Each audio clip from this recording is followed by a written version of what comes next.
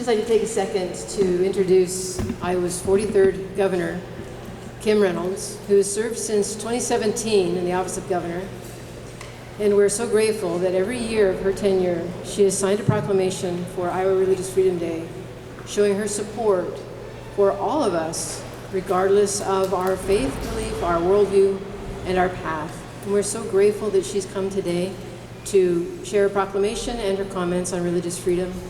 And we're very grateful for her service to the state of Iowa and the people of Iowa. Thank you, Governor.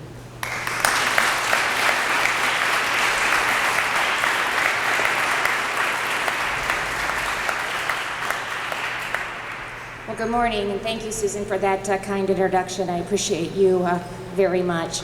And it's an honor to welcome you to our state capitol to celebrate Iowa Religious Freedom Day, especially as our nation prepares to celebrate the 250th anniversary of its independence.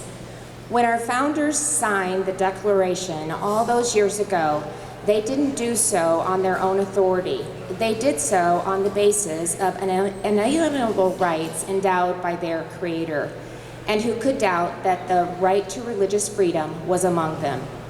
After all, it was the primary author of the Declaration, Thomas Jefferson, whose 283rd birthday was yesterday, that drafted one of America's first religious freedom statutes. Iowa has followed in those footsteps from the very beginning. Our state constitution declares that the General Assembly shall make no law respecting an establishment of religion or prohibiting the free exercise thereof. And when I signed the Religious Freedom Restoration Act into law in 2024, we doubled down on those fundamental commitments, just like we're doing here today. Iowans believe that our liberties are more secure when religious belief is both strong and free, when people of faith can openly participate in public debate, and when government respects the Creator on whom all authority depends. To recognize the continuing importance of this first freedom once again, and for my final time as governor, it's now my privilege to read and sign this official proclamation.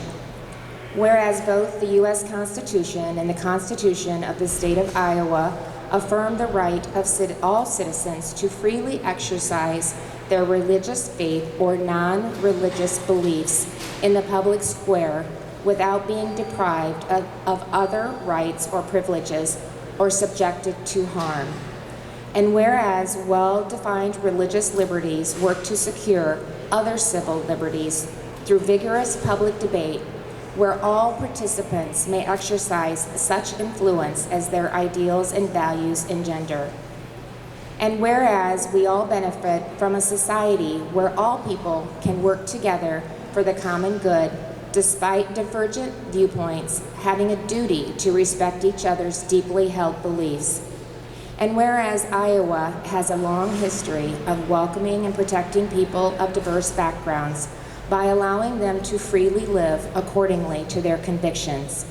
And whereas Iowa has celebrated a Religious Freedom Day since 2014 to encourage all residents to strive to understand the experiences and values of others while supporting the essential role religion plays in protecting human dignity, strengthening society, and fostering a culture of caring and peace. Now therefore I, Kim Reynolds, Governor of the state of Iowa, do hereby proclaim April 14th, 2026 as Iowa Religious Freedom Day.